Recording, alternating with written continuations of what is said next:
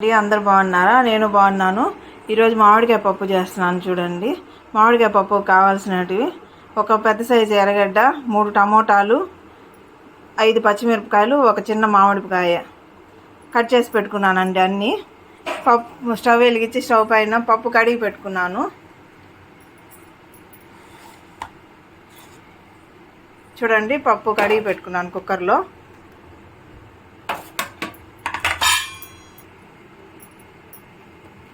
ఇప్పుడు ఎర్రగడ్డ వేసుకుందాము.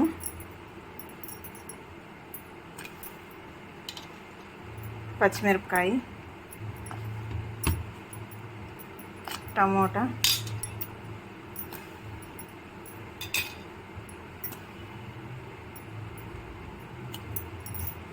ఇంకా వేసుకుంటున్నాను. చిన్న ముక్కలుగా కట్ చేసుకోవాలండి. మామిడికాయ బాగా ఉడుకుతుంది అప్పుడు.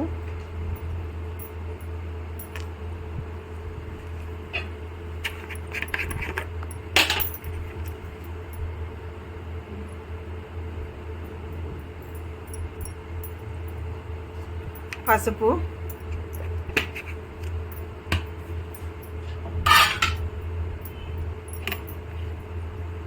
కారం, తగినంత కారం వేసుకున్నానండి. సాల్ట్, ఉప్పు ఇప్పుడు వేయట్లేదు, మళ్ళీ ఉడికినాక వేస్తాను. చూడండి, కుక్కర్ పైన ఇట్లా టిష్యూ పేపర్ పెట్టాను. ఇట్లా పెడితే కుక్కర్ పొంగుతుంది కదా, అది వాటర్ అంతా కుక్కర్ పైన మూత పాడవకుండా ఉంటుందండి. వాటర్ అంతా టిష్యూ పేపర్ పైన వచ్చేస్తుంది. మీరు కూడా ఇలా పెట్టి చూడండి, నీట్గా క్లీన్ చేసుకునేదానికి బాగుంటుంది.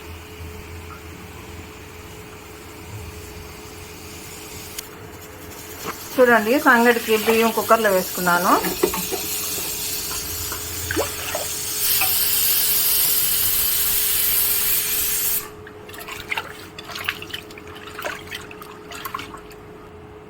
చూడండి, బియ్యం బాగా కడిగి ఎసురు పోసి పెట్టుకున్నాను. ఎసురు పోసి కడిగి పెట్టుకునేసి మూత పెట్టేసి స్టవ్ పైన పెట్టేస్తాను. ఇంకా పప్పు పెట్టున్నాను కదా, పప్పు తీసి పెట్టేస్తున్నా పక్కన.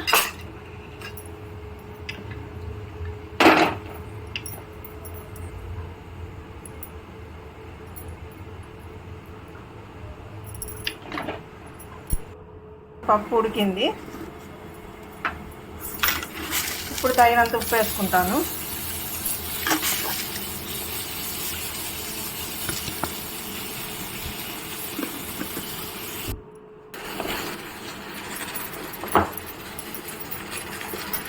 పప్పు బాగా మెత్తగా పాముకుంటున్నానండి, ఎనుపుతున్నాను.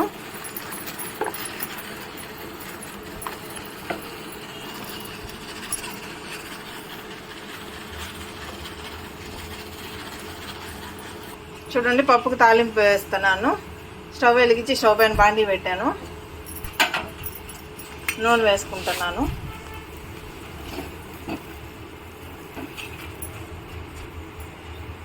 చూడండి, బాండీ వేడయింది. నూనె వేసుకున్నాను. నూనె కొంచెం వేడైనాక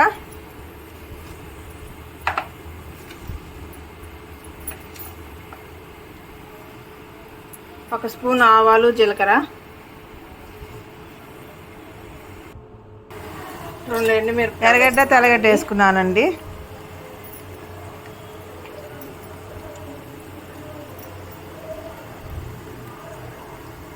కొంచెం ఇంగువ,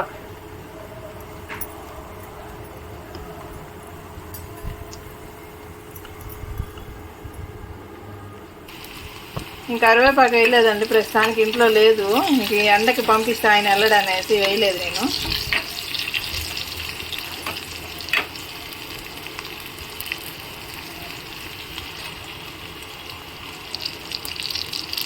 చూడండి, అన్నీ బాగా వేగినాయి. ఇప్పుడు పప్పులో వేస్తాను.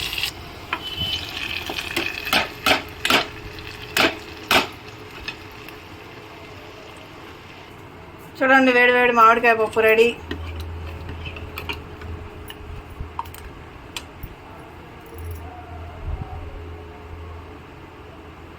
ఇలా చేసి చూడండి, మీరు కూడా చాలా టేస్టీగా ఉంటుంది. మొత్తం అన్నం మామిడికాయ పప్పుతోనే తినేసేయచ్చు.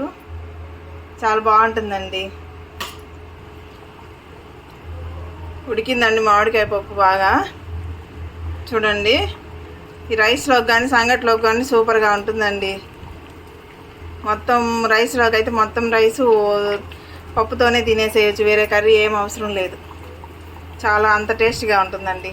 ఒకసారి మీరు కూడా ట్రై చేసి చూడండి. మామిడికాయ కర్రీ, మామిడికాయ పప్పు కర్రీ కాదు, మామిడికాయ పప్పు ట్రై చేసి చూడండి ఒకసారి, సూపర్గా ఉంటుంది. చూడండి, అన్నం బాగా ఉడికింది సంగటికి. చూడండి, రాగి పిండి వేస్తున్నాను.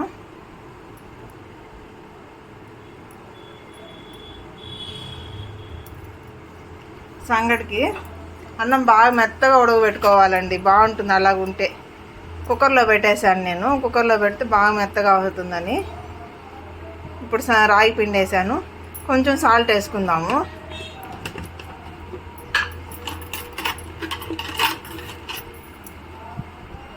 చూడండి, తగినంత సాల్టు. చూడండి, రాగి పిండి వేసేసి కొంచెం సేపు మూసి పెట్టేస్తాను, ఒక 5 మినిట్స్. చూడండి,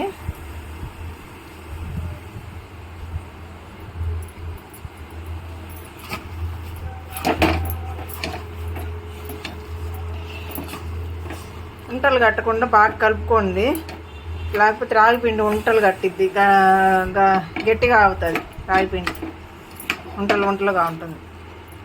ఇలా కలుపుకుంటే బాగా ఉంటలు లేకుండా బాగుంటుంది సంగటి. అంతేనండి, సంగటి పప్పు.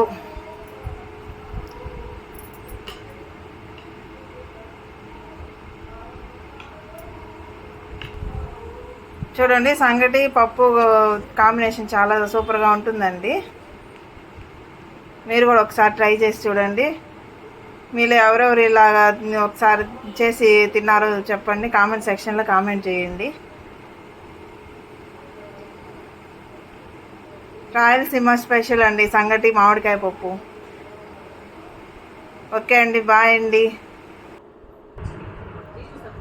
మీలో ఎవరెవరికి సంగటి అంటే ఇష్టమో కామెంట్ సెక్షన్లో కామెంట్ చేయండి.